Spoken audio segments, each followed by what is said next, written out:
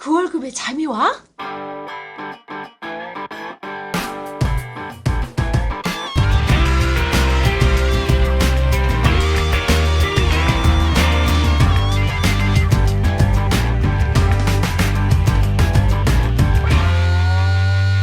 안녕하세요. 그 월급에도 잠이 와야 하는 방송 머니스토리 TV입니다. 문치씨 안녕하세요. 반갑습니다. 안녕하세요.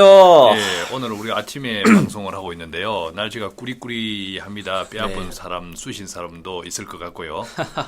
꼰대 씨는 어때요? 저 뼈가 좀 쑤시세요? 그렇죠. 이게 쑤시다는 이야기를 지금 하고 있는 겁니다. 아, 그렇습니까? 예, 우리는 또 이게 복선과 언유를 즐기기 때문에 네네. 예, 내가 아프다는 겁니다. 내가 지금 이 목욕을 갔다 이 방송 빨리 마치고 아이고. 목욕에 갔다 와야겠는데 그러니까 비가 쫙 오면 또 풀릴 것 같기도 하고 그죠. 꼰대 씨 홈페이지 사진 보면은 참 아주 영하시게 생기셨는데. 그게 누굽니까? 예, 아. 꼰대 씨죠? 아 그렇습니까? 근데 벌써 뼈다리가 쑤시다니. 그죠. 이 뼈다리 쑤신 것은 이게 그냥 태어날 때부터가 아니었나라는 생각을 가지는데 그전에는 이제 아팠는데 잊어버리고 있었다가 네. 요즘에 다시 이제 기억이 되살아나는 것이 아닌가 이런 생각도 네. 듭니다. 오늘 저희 방송국에 새로운 분이 한 분 오셨네요. 네, 우리 편집국장님. 네. 반갑습니다. 박수. 박수. 네. 야. 아, 우리 편집국장님. 네, 우리 편집국장님이 이렇게 스튜디오를 방문해 주신 것은 네. 이 스튜디오를 조금 더 아름답고 본디나게 네. 후원해 주시기 위해서 오신 것 같아요. 아마 네. 우리가 조만간에 아주 멋진 스튜디오를 가질 수 있지 않을까. 예, 청취자분들의 복입니다. 공정방송, 그죠? 네. 그 월급의 자매와 머니스토리 TV. 자, 오늘은 우리가 투자에 대한 이야기를 좀 하겠죠. 네. 워렌 버핏을 우리가 감히 인터뷰하기로 했습니다. 네. 워렌 버핏을 인터뷰하는 방송, 네. 머니스토리 TV. 뉴욕에서 이강원 특파원이 전한답니다. 이강원 특파원, 예, 나와주세요. 이강원 특파원이 네이버에 갔나요? 재미없는데? 한번 보시죠. 짧은 동영상인 같은데요. 예. 네. 화면을 조금 키울 수 있나요? 화면을? 워런 버핏 버크셔 해서웨이 회장이 그래서 그거 누르면 키우지. 해서웨이 회장이 안 키우지. 오늘 일반 오케이. 투자자들에게 주식 투자 알겠어, 이관의 알겠어. 원칙을 내놨습니다. 투자자들에게 보내는 연례 소환해서인데요. 어떤 내용인지 뉴욕에서 이강원 특파원이 전합니다. 주식도 부동산처럼 장기 투자하라. 주가 등락에 일희일비해서는 안 된다. 버핏 회장의 당부입니다. 버핏 회장은 투자자들에게 보낸 편지에서 부동산에 투자했을 때는 수십 년간 아무 말 없이 조용히 있다가도 주가 등락에는 안절부절 못하는 투자자들의 행태를 꼬집었습니다. 그러네, 진짜. 전문가인 자신은 특정 종목을 선택하지만 일반인들은 여러 종목을 한데 묶은 펀드의 투자에 손실을 최소화하라고 조언했습니다. 그러면서 투자의 5대 원칙을 내놓았습니다. 5대 원칙. 우선 한계를 인식하고 단순하게 생각하라고 조언했습니다. 전문가가 될 생각을 하지 말라는 겁니다. 투자 대상을 미래 가치에 주목하라고 말했습니다. 어느 누구도 단기 투자 수익을 예측할 수 없다는 얘기입니다. 투자 자산의 수익성에 투자하는 것과 본인의 기대 수익에 투자하는 것을 엄격히 구별하라고 충고했습니다. 또 시세판에 현혹되지 말고 투자의 큰 그림을 보라고 했습니다. 출전 선수가 스코어판만을 보면 경기에서 진다는 겁니다. 야, 이거 명언이다. 끝으로 투자 전문기관의 예측에 네. 귀 기울이지 말라고 했습니다. 주식 방송에 신경 쓰다 중요한 것을 잃는 만큼 방송을 꺼버리라고 조언했습니다. 방송을 꺼버리자. 네. 야, 그 명언이다. 그러니까 이제 출전 선수가 스코어판을 보면 경기를 망친다. 이게 명언이다. 그러니까 보통 그 주식 증권회사에 객장에서 네네. 근무하시는 분들 네. 그분들 중에 부자가 없다고 하는 것은 정설이죠. 그렇죠. 제가 그 확인된 수치는 아닌데요.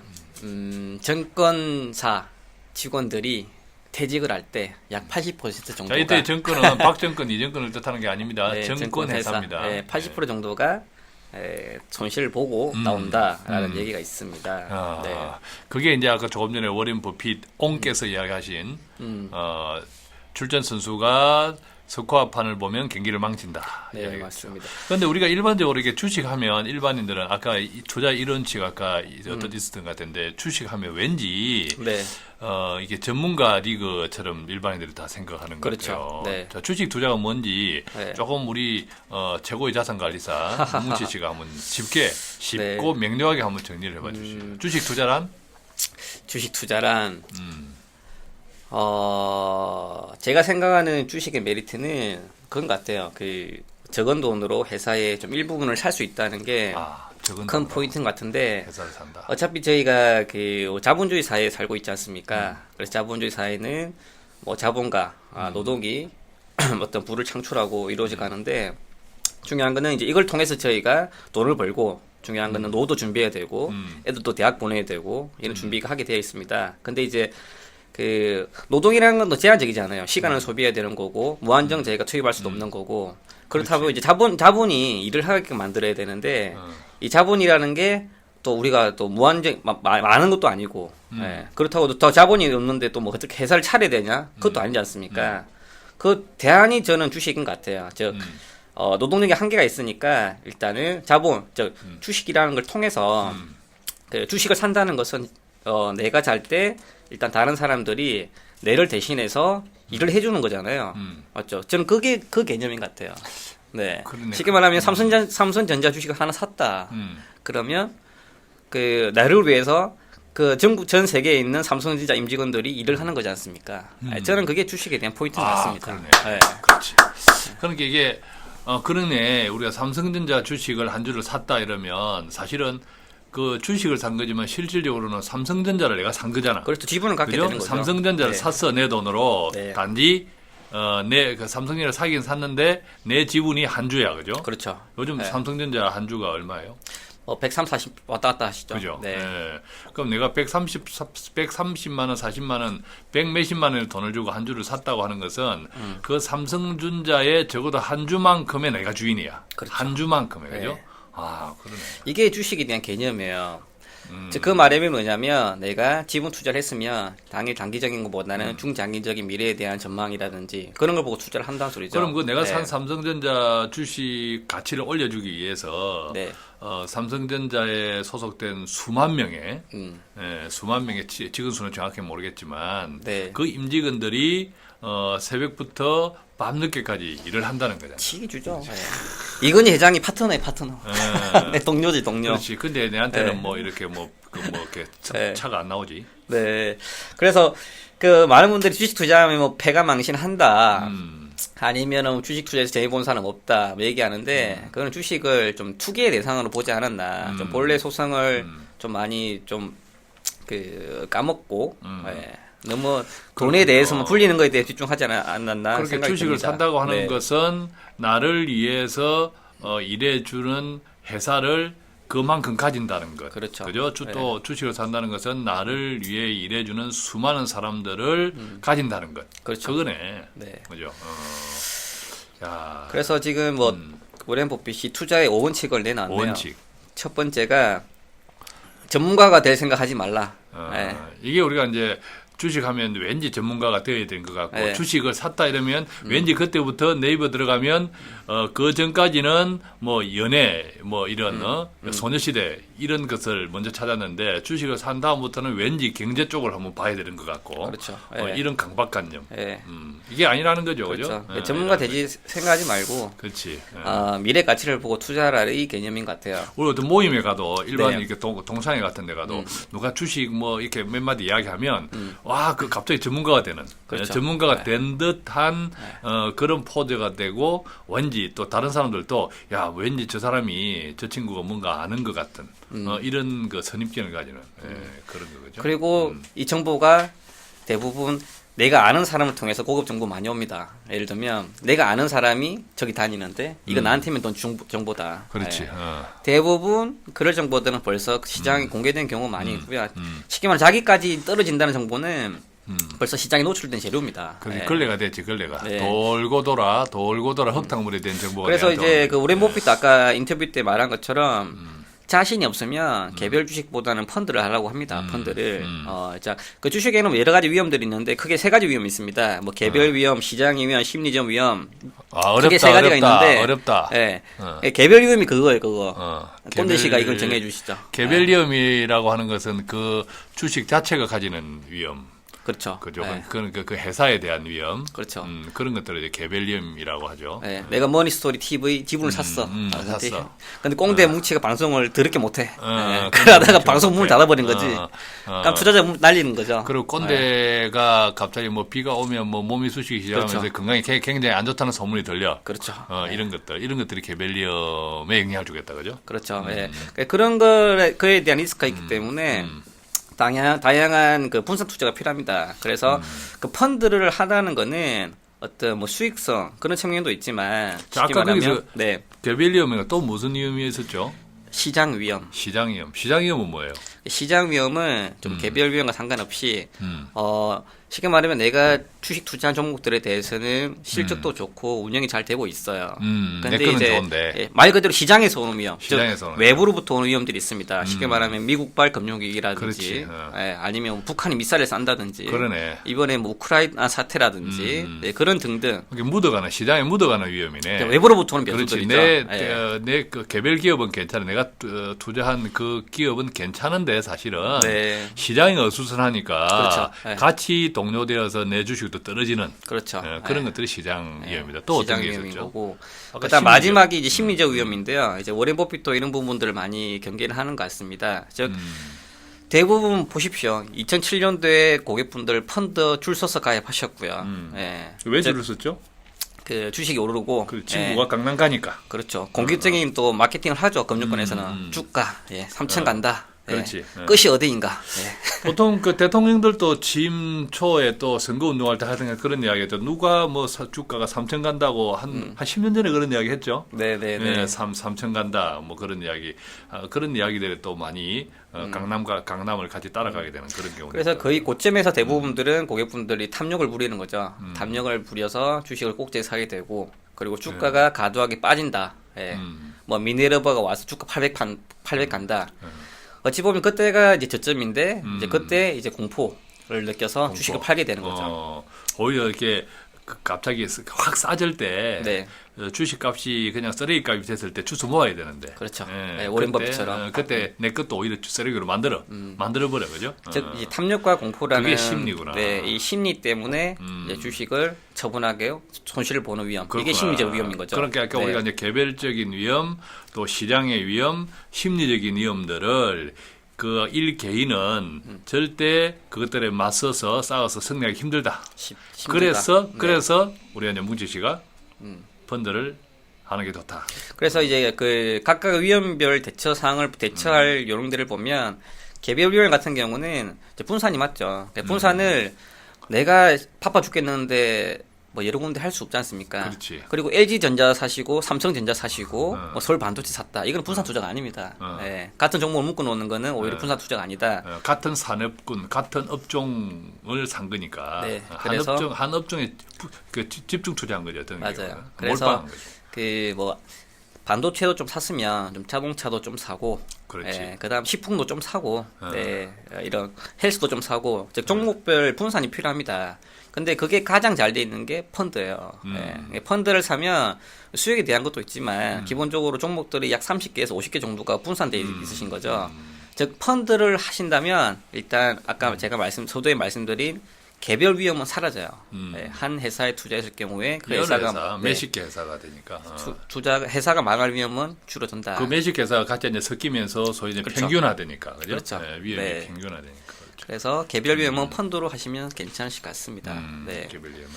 그리고 아까 말씀하신 시장 위험, 좀 그 외부로부터 오는 위험은 어쩔 수가 없어요. 예. 아무리 잘하고 있는데 북한에서 미사일 못 사게 한다 우리가 통제할 수 있습니까? 그렇죠. 그런 시장 예. 위험은 대체로 이제 펀드도 같이 영향을 받죠. 맞아요. 그죠? 예, 네. 이 펀드 자체가 시장에 다양한 주식들을 이렇게 한 바구니에 담아 놓았기 때문에 시장 전체가 흔들리면 그 펀드 자체도 아무래도 같이 거의 비슷한 영향을 받는다고 봐야겠죠. 맞습니다. 그래서 이 시장 위험은 그 통제가 불가능한 변수이기 때문에요. 자, 이런 부분들은 방법은 장기 투자밖에 없어요.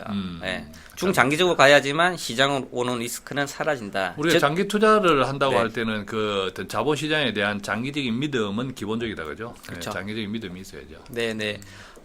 즉, 그 말은 뭐냐면 최소한 2, 3년 이상 기간은 필요하다 이거죠. 즉, 2, 3년 이내에 쓸 돈이면 그냥 하지 마세요. 그냥 예. 주식도 그렇지. 하시지 마시고 펀드도 하지 마시고 예. 그냥 예적금 하시는 게 맞다 이거죠. 근데 여기서 이제 문제되는 게 실제로 네. 우리가 이게 금융 쪽에 종사하시는 분들이 네, 네. 우리를 포함해서 네. 이분들이 대체로 이런 그 주식에 투자해라, 펀드에 투자해라, 또 어떤 변액 보험에 투자해라 하면서 주로 내놓는 자료 중에 어떤 게 있냐면 뭐 말이지 10년 전에, 20년 전에, 30년 전에 압구정 아파트 가격이 얼마였고 그렇죠. 또 뭐 무슨 현대자동차, 삼성전자 주식이 얼마였는데 네. 지금 10년, 20년, 30년이 지나니까 어느 놈이 많이 올랐냐 이렇게 하면서 좀 이렇게 주식 투자, 장기 투자를 하라 이렇게 이야기하는데 네, 네. 문제는 그렇게 말을 하면서 고객이 장기 투자를 할 수 있을 정도의 포트폴리오를 주는 게 아니라 그렇죠. 영업인들이 자기 수당이라든지 그렇죠. 이런 쪽에 우선순위를 둬가지고 그렇죠. 고객이 결코 장기 투자를 할 수 없도록 만들어버리는 그런 경우도 사실은 있어요. 그렇죠. 그리고 그 목적에 맞지 않은 상품들 권하죠. 네. 2, 3년 이내에 쓸 돈을 보험을 하게 만들고 그렇지. 예.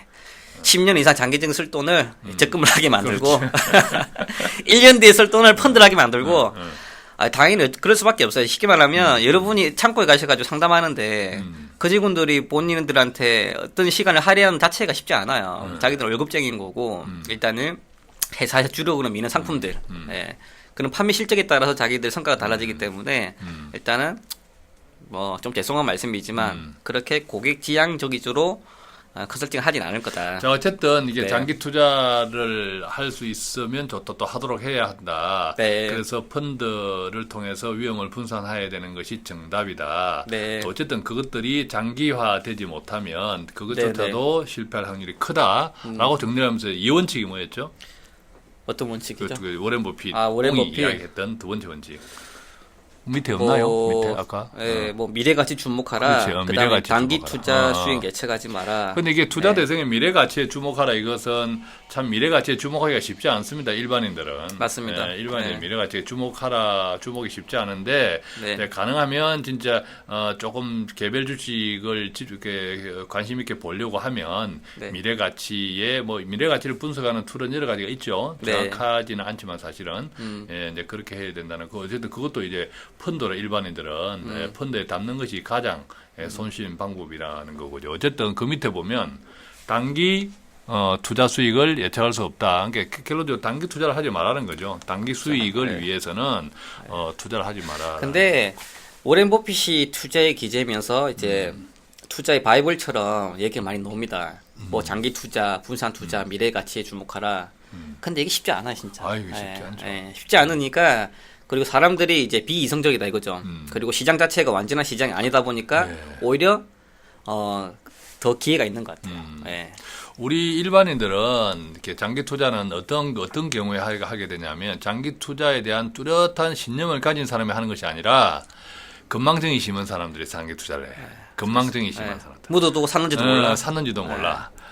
샀는지도 모르고 있다가 어느 날 그냥 어찌어찌 해서 뭐가 튀어나오는 거 보니까 이게 20년 된 거야. 그리고 또 있어요. 장기 투자를 하는 사람들이 대부분 많이 있어요. 쉽게 말하면 물린 사람들. 물리 어쩔 수 했는데 없지. 어쩔 수 없이 뺄 수가 물렸어. 없어. 안 빼죠. 그러면 뺄 그냥 수가 본의 없어. 아니게 장기 투자 그렇지. 가는 겁니다. 네. 본의 아니게. 여기서 한 개 팁을 드리자면 이렇게 생각하시면 돼요. 제가 많이 상담하는 얘기 중에 하나인데 예를 들면 예를 들면 포스쿨 샀다. 예를 들면 포스쿨 샀어요. 포스쿨 샀는데 마이너스 한 20% 된 거죠. 네. 그러면서 이제 안절부절 못하면서 계속 장기 보유를 하시는 거죠. 그러면서 이걸 어떻게 해야 되냐 이렇게 물어봅니다. 그러면 저는 이런 얘기를 해줘요. 오늘 네가 그 주식을 팔지 않고 보유를 한다는 거는 오늘 네가 그 주식을 팔고 내일 다시 그 주식을 신규로 투자하는 것과 동일한 효과다. 그렇지. 즉 그 말의 의미는 뭐냐면 지금 지금 시점에서 그 주식 사라고 하면 사시겠어요? 물어봐요. 그러면 다 안 산다고 이게. 예. 그러면 그 말의 의미는 뭐냐면 그 주식을 팔고 다른 거 사는 거 맞거든요. 근데 중요한 거는 계속 보유를 해요. 그 말의 의미는 뭐냐면 본인은 안 산다고 얘기하지만 다시 그 주식을 투자하는 것과 동일한 효과인 거죠. 대표적인 심리적 오류인 거죠 이게. 예. 그렇지. 그러니까 그 가격에 이 주식을 사겠습니까 하면 안 산다고 하면서 사실은 구입해 있는 거지. 그렇죠. 그죠? 사실은 그게 구입해 있는 거죠. 그죠? 네. 야, 이런 것들은 참 예리한 지적인데, 네. 이것은 뭐 아주 큰 대학원 같은데 CEO 과정에서나 들을 수 있는, 자, CEO 과정에서 들을 수 있는 이야기들을 하는 방송, 머니스토리 TV. TV. 박수. 예. 그래서 우리 편집국장님이 드디어 이제 열이 올랐습니다. 네. 예, 이제 돈이 팍팍 우리가 서투려 그래서, 바뀔 것 같은 네, 네. 분위기. 심리적 오류를 극복하는 방법 쪽은 말씀드린 것처럼 지금 시점에서 재투자하려면 하겠냐 그걸 본인 스스로 반문해 보세요. 그러면 아마 그런 심리적 오류들을 좀 극복되지 않을까. 야, 여기 보면 또 이거 진짜 기막힌 말이 있네. 그 출전 선수가 스코어파만 요건 아까 이야기했고 그 밑에 보니까 그 네. 밑에 투자 전문 기관의 예측에 귀 기울이지 마라. 네. 이거 진짜 정답이에요, 정답. 그렇죠. 씁쓸하죠. 그렇죠. 우리나라 증권회사들이 내는 이렇게 뭐 분석 보고서라든지 시장 뭐 보고서 이런 것들요. 사실은 전부 다 무조건 사게 하는 거죠. 사게. 고저고. 예, 사게 하는 거.